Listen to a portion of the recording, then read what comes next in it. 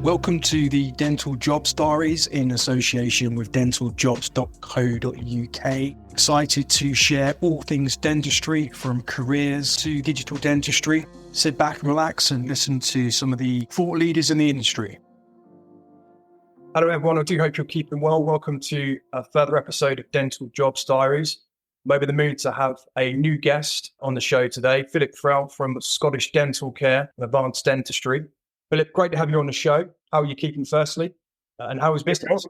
Yeah, I'm very well, thank you. Thank you for inviting me on to the podcast. Delighted to be here. I know we've spoken on email before, but it's nice to have a catch up as well just prior to the recording. I'm in good form. Generally always try and be in good form, even if I'm not.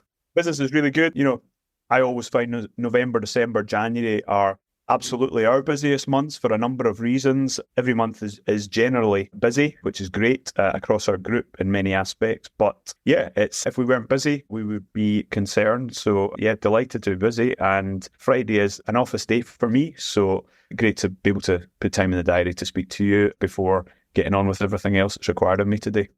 You're director of dentistry, and also I know you're an incredibly busy guy. So you wanted to get this podcast arranged for a while now. So it's brilliant that you're on the show and talk all things Scottish dental care. But what is your role and how's the journey been? Talk about your business and your background more important. Yeah, so I think first and foremost, I'm a dentist. I'm still a dentist. I'm a very busy, wet-fingered clinical dentist. I focus my clinic and my practice on dental implants, reconstructive dentistry. That's what I do. That's what I love first and foremost. I set up Scottish Dental Care with my brother, Christopher, who is a lawyer. He was based down in London and was involved in a couple of the big legal aspects of a couple of the big dental group sales many years ago. And when moving back to Scotland, that's when he started Scottish Dental Care. We then merged that with my own clinic, which is Advanced Dentistry in Hindland. And we have the dual brand at the moment. We may combine them further in time in terms of the name, but at the moment we've Advanced Dentistry clinics in Inverness, Aberdeen,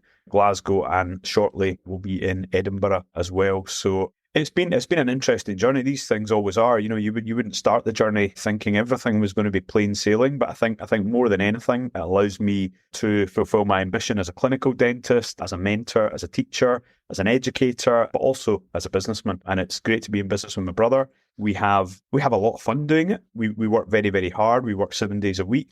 It's, you know, we wouldn't do it if we didn't like doing it. And it's just interesting, you know, taking dentistry to a bigger level, you know, and I think our challenge as, you know, we refer to ourselves as a family-owned dental group. You know, we are still involved in absolutely every aspect of it. You know, I interview and meet every single dentist. We have a really experienced infrastructure, and I think it's very easy to label anyone with more than one clinic as a corporate. Sometimes people will soften that as you're a mini corporate, you know, it's, you know, corporate, whatever that means. You know, I think from our point of view, I would look at it, we are corporate on the basis that our infrastructure is corporate. Our infrastructure absolutely has to be corporate. We've got a responsibility to absolutely every employee, every self-employed dentist, hygienist, therapist, and collectively, we have a big responsibility to every single patient under our care. So that responsibility is paramount in terms of the infrastructure of the group, the sustainability of the group, the growth potential of the group, the ability to invest in the infrastructure, the buildings, the technology, the equipment, the materials, etc., etc., etc. You know, so corporate, absolutely, in terms of our infrastructure. Where we differ is it's two brothers who own the group, myself and Christopher. I am involved, you know, clinically at every level in a number of our clinics, but also involved as, you know, the owner who is a dentist. So I get when dentists have issues with specific things because I know how they would affect me. Hence, I'm able to deal with them as a dentist rather than a businessman, so to speak. 2023 was a big year for you guys, right? In terms of you appointed your first ever CEO of the business. Yeah. You secured significant investment for future growth. What was 2023 like? 2023 was, you know, like every year, you set off not really knowing what's going to happen. You've got your plans, you've got your strategy, you've got your budgets. But, you know, overriding that is specific needs of the business at specific stages, you know, and I think most people who've been on the dental journey, and we're no different in terms of growing groups of clinics, there comes a time where to try and keep doing everything yourself will actually limit the growth. and the efficiency of the business. And from Christopher and my point of view, it was the right time to actually bring in someone to oversee the fulfillment of the ambition and the strategy while still maintaining our idea of our culture as a family-owned dental group. So at that point, we went out to market for individuals with specific skill sets that we thought would complement our business and complement that growth, that ambition that we had. So in addition to a number of large acquisitions, we set about a restructure of head office. Again, you set up a head office at a point in time, knowing what you need at that point of time. And I think that's excellent and certainly worked very, very well for us. But it's also important at that stage to view, I suppose, anything that you do, really, it should all be cyclical and, be reviewed over time, such that changes can be made when changes are required. We can bring in further skill sets, further expertise, or increase numbers of personnel as required, depending on the needs of the business at any one time. That's a key thing, isn't it? Increasing, personnel comes sort of challenges along the way as well. Yeah, absolutely. I mean, I think our whole growth strategy, and there's many and varied ways to do it. We have strictly grown through acquiring clinics that we see as easily able to fit our model, rather than buying numerous clinics and almost forcing them to fit our model or trying to change them into that way. We buy fewer clinics than we don't buy, because a number of them just don't fit our model. We've been very fortunate. Our most recent purchases, 7 surgeries, soon to become 8 in Aberdeen. There's a 5 surgery and a 4 surgery together in Edinburgh, which, we're adding 2 surgeries onto St John's Road, and that will be moving towards an advanced dentistry brand clinic, beautiful building, and just ripe for refurbishment. The other 4 surgery clinic, we're adding another surgery on, so we look for a significant size of clinic, but also an ability to add to that when required. So geographic location has been quite important, but also the ability to expand and, an expanding population in those areas. It's not rocket science, but, I think we're getting pretty good at it. Absolutely. I mean, the growth has been pretty phenomenal to watch over recent years. But we know that digital dentistry is out there.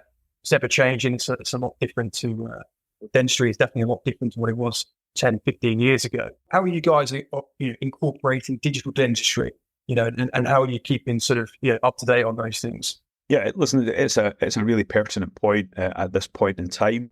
I am experienced enough, some might say old enough, to have been around at the dawn of digital dentistry, of, intraoral scanning, where it was powdering teeth, isolating them within an inch of their life. It was, the technology was in its infancy. Fast forward now to the advancement, the progression of digital technology and digital dentistry to a level where it's an absolute must for so many reasons. We have a scanner in virtually all of our clinics. I think there's 2 who don't have a digital intraoral scanner at the moment. It's something we utilise for private and NHS dentistry. I think in terms of from a cross-infection point of view, an efficiency point of view, a speed of delivery to the lab point of view, an economic point of view, a reduction in material cost point of view, an enjoyment of dentistry point of view, storage of digital model point of view, there's just so much to it that, why wouldn't you do it? Even from my own point of view, digital implant dentistry, where we can combine CT scans, digital intraoral scans, undertake digital planning, check it on a laptop or a phone anywhere in the world.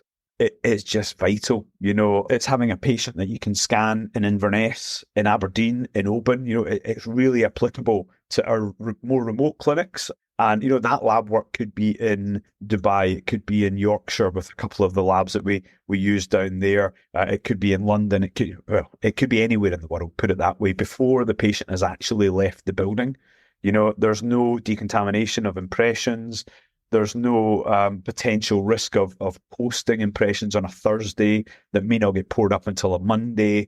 You're then redoing it potentially. So all things good are continuing in digital dentistry. I'm not strictly digital. I'm always a wee bit skeptical with these things. The first few cases of involving digital dentistry that I carried out prior to us embarking on the scanner purchases across the group, we did a little pilot with, taking digital scans and impressions and sending them off, comparing and contrasting over 25 cases. And, the technology is superb. We use multiple scanners. There's obvious links with some of the short-term orthodontic companies with specific scanners, but that is not a limiting factor in terms of what scanner we would purchase. It's important to consider the requirements of the dentist first and foremost, and the specifics of the treatments that they are carrying out. But in addition to that, the labs that we're interacting with, the digital planning software that we're utilising, digital implant planning software,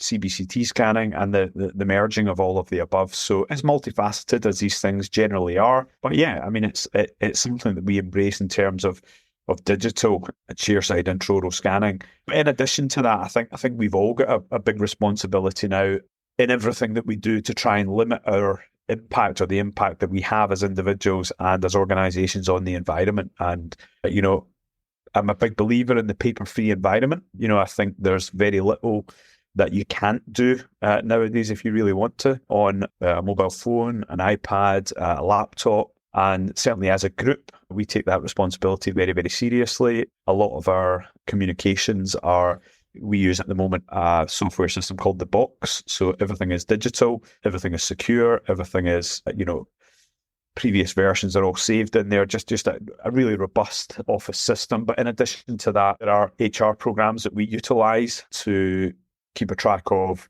staff hours, staff holidays, sickness days, etc. That's all paper free. It's just far more efficient that way. Within the clinic, every surgery is, on iPad. So if it's NHS clinics, GP17s, medical histories, all electronically updated, to really try and reduce our footprint, our environmental footprint as best we can. And that's something that we'll continue to look at going forwards. How have you seen the customer's journey also, advance in terms of digital dentistry? Because, they're also going to be, looking at their teeth on a digital scanner and think, blimey, O'Reilly, this is a lot different to what it was. How was that sort of, transitioned? Yeah, I mean, I think it is a demonstration of our commitment as a group to embracing technology, where technology leads to improvement in the patient journey, leads to efficiencies. I think there's absolutely no doubt patients love technology. They actually like to be able to see demonstrable examples of what can be done with their dentition, to view a number of different diagnostic options from a digital scan, to know that they're not going to have to, in many cases, require analog routine impressions with alginate, with putties, etc. And, that's digital intraoral scanning, but moving that forward again to the patient journey in general, where patients can automatically book appointments for specific treatments online at their own clinic. If they're an existing patient, can book a consultation for a specific type of treatment at one of our clinics. If they are a new patient, they can complete their medical history online, know that goes straight into the clinic. They can send inquiries digitally to our treatment coordinators across the group. They can email in any questions that they have. They can receive that back. They can, view treatment plans digitally. They can view their scans digitally. It's just leads to far more interaction and a far tidier and more efficient operation. And that's something that we're embracing across all of our clinics. So Philip, what is the outlook for Scottish dental care? Obviously, last year, you achieved, lots of things, putting lots of things in place. So what is the outlook? And obviously, another question as well I'd like to be able to touch on is recruitment. Recruitment is a hot topic in dentistry. So I can see, working with you guys closely, that you're doing a lot of things, good things, putting things in place to attract good talent. But what is the outlook on both of those? Yeah, so the outlook in general terms for Scottish dental care and advanced dentistry in 2024 is one of continued growth and improvement from within. So we have a number of acquisitions already in the pipeline for this year that we're working towards completion on. But in addition to that, we very often, myself specifically, I visit the clinics 4 times a year as a minimum, and that's to meet with the dentist specifically face to face, to discuss, their aims, their ambitions, their plans for the year, how we can help with that. be that mentoring, education, new treatment types, new equipment, new technology. And that's really important. It's as a dentist, I am one of them. I am a dentist who works for Scottish Dental Care and Advanced Dentistry myself. And I think that's a really important conduit. Yes, we have a head office, but our head office is only there and really should only be there to serve the dentists and the teams that are part of Scottish Dental Care, and ultimately facilitate those teams being able to serve the 180, 190,000 patients under our care. And that's vital, So me actually being out face-to-face, meeting the teams is an absolute pleasure, I must say. I'm speaking to you today from one of our clinics on the south of Glasgow in Barrhead. From here, I move on to Gorbals in Glasgow Centre, and then back to head office this afternoon. And that's fantastic for me. It's a great way to be spending my non-clinical days with the teams that really are the heartbeat of our organisation. So in terms of plans for this year, acquisitions aside, Christopher takes care of all of that from acquisitions, legals, etc., and bringing these clinics on. The other main aspect of growth is growth from within, nurturing the vast talent that we have in all of the teams across the country and really doing whatever I can to help them achieve any ambitions that they have. The passion that you've got for your business is unbelievable. The growth plans as well seem quite exciting, which is good. There's, we have this year particularly, I mentioned to you St John's Road in Edinburgh and also East Craig, so sister clinics that we purchased at the same time from the same owner. That's massively exciting, what we're going to achieve in both of these clinics, with regards to refurb, and the impact that will have on the patients and the teams and the area will be fantastic and is really exciting. I think from a selfish point of view, my advanced dentistry clinic in Hindland is around 14 years old. Yeah, 2009 to 2010, we opened that. That's 5 surgeries, became 6 surgeries. I purchased the adjacent building 5 years ago, and that's been rented out for that time just because we were growing Scottish Dental Care and increasing capacity at advanced dentistry. We've now surpassed that. It's open 6 days a week. We're at 6 surgeries. So the time is right to be breaking through, which will take us to 11 surgeries in what is a beautiful area of Glasgow. There's a fantastic team there, fantastic team of individuals who together, that team at Advanced Dentistry are phenomenal. So that's really exciting. The growth that we'll have from both of these clinics. In addition to that, there is, here in Barrhead, I'm just supervising the install of a new surgery here today. We've another site close to Edinburgh, which is a squat site that we've had for 8 or 9 years while massive development took place around there. So that's another exciting area. Lots of other areas for expansion. There's always an awful lot going on. And I think, it's very easy for me to sit and talk about it, but specifically Hindland, I have a fantastic support network there. Andrew Coulbard joined us, I'm going to say 4 years ago. I think it's actually 5 years ago on his return from Dubai, and very quickly became clinical director for facial aesthetics, orthodontics and cosmetic dentistry. Andrew's been a phenomenal support. He is helping me to oversee the planning for that growth in Hindland. In addition to that, we've got John McQueen there, Gillian Clare, Mary Henderson, Elizabeth Glass. The list goes on and on and on, So all individuals who are at the top of their game and without whom life would be a whole lot trickier for me. In head office, we've got phenomenal support, or I've got phenomenal support. And, that's what allows me now as a dentist to focus on dentists and dentistry, which is one of our selling points, with a dentist at the helm. I completely get and try to improve on clinical setup, equipment, materials, etc., wherever I possibly can, because I understand the importance of it. That passion, again, you have for your business and what you do, what Scottish Dental Care are doing, it must come with limited downtime. What do you do?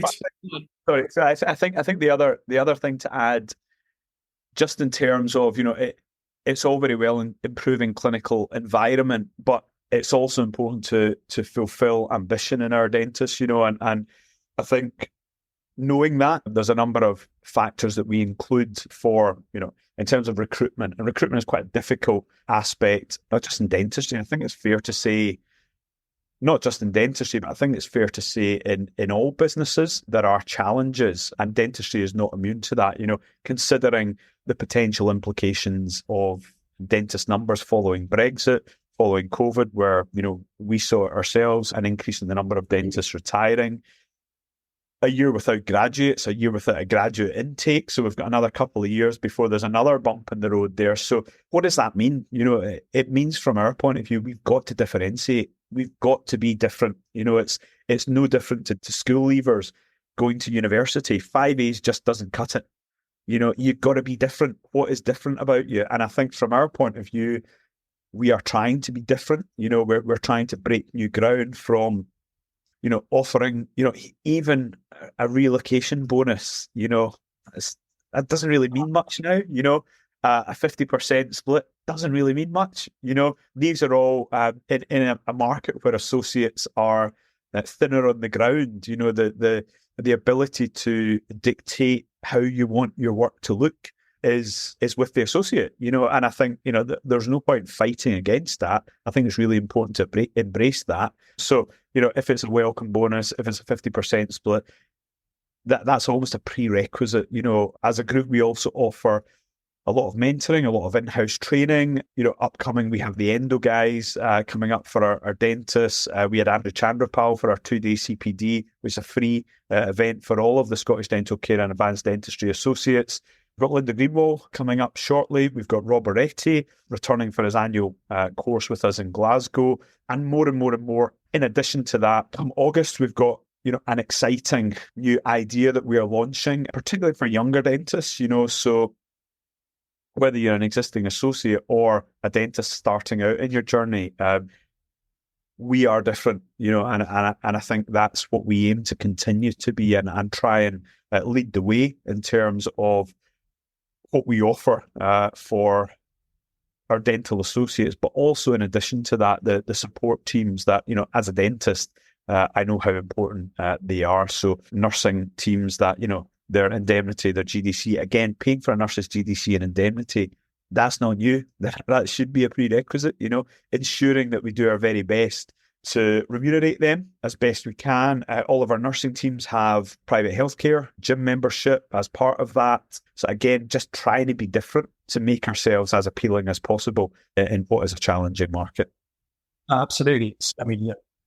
Gym membership, hey, listen, I wish I'd got a gym membership when I first started out, or a welcome bonus and those things, but you're right. Gym membership is important, but I think the private healthcare is even more important, knowing that it can be online GP consultations. It can be, if anyone is unfortunate enough to need surgical intervention, it's there, the appointment is sooner, the recuperation is covered in terms of the Vitality membership. So really important from that point of view to make sure that the teams are looked after.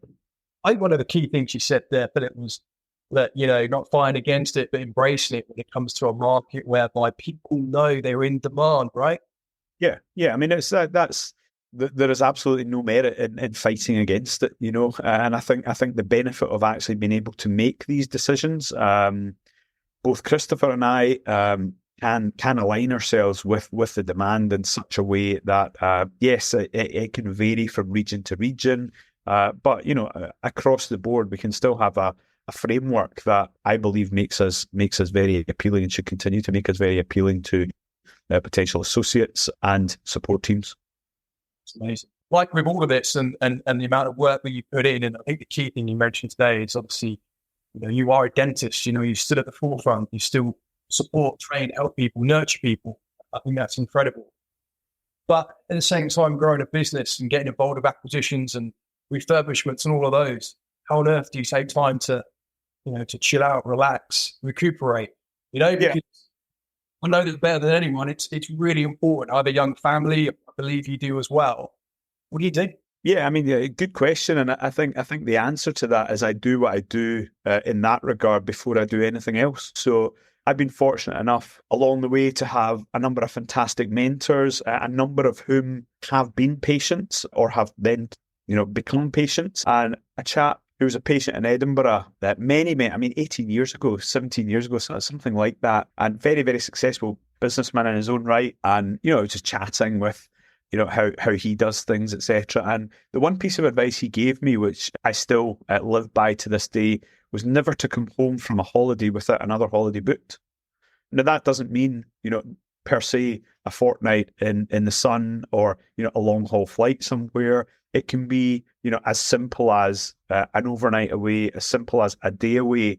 And that's something that I live by and have lived by. I think it's really important, with 4 relatively young children from 7 to 15 years old. That's a massive commitment and a fantastic commitment. Particularly my eldest son is getting onto Nat 5 at year 2 shortly. So that's obviously a massive priority, and being part of that is a big priority. But in addition to that, the family is always number one. But I have a bigger family in Scottish Dental Care as number 2. And it's important that I'm firing in 5th gear. There's a big responsibility on me, on Christopher, on the whole team in head office and beyond.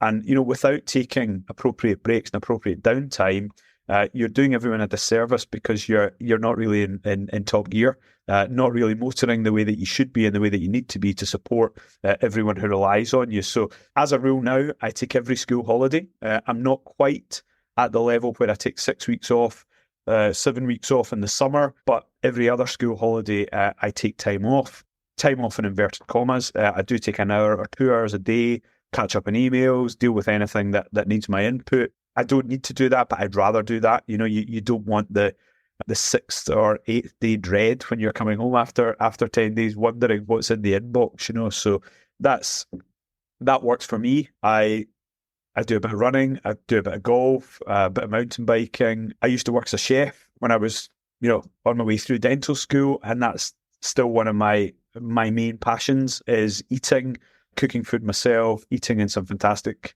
restaurants across the world, which I've been really fortunate to be able to do. And, cooking to me is enjoyable. It's very like dentistry, in terms of the raw materials, the preparation, the technique, the equipment, but I think the other main aspect of that is the enjoyment of that afterwards, with friends, with family, around a table, with no phones, just switch off and enjoy some of the really basic things in life. What's been so refreshing about having you on today's show is the amount of passion you have for the sector itself, but also the amount of understanding you have about yourself in terms of what you need to do in terms of personal, but also business as well.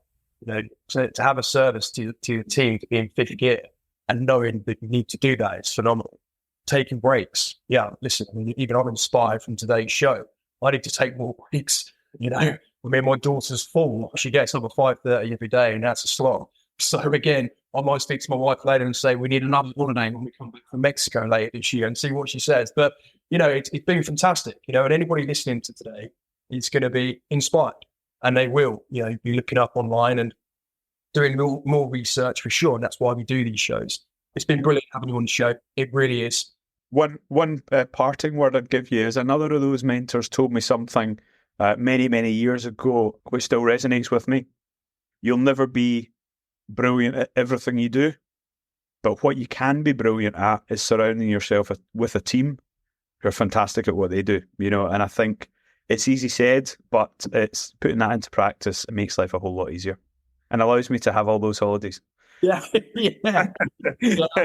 Listen, absolutely. It's building great people and having great people around you, but also, listen, understanding that, I'm not going to be great at everything, but that's why we hire good talent. But Philip, it's been great having you on the show, and it's been endearing hearing about your journey and also the progression of the company as well, Scottish Dental Care. Can't wait to speak to you again in the future.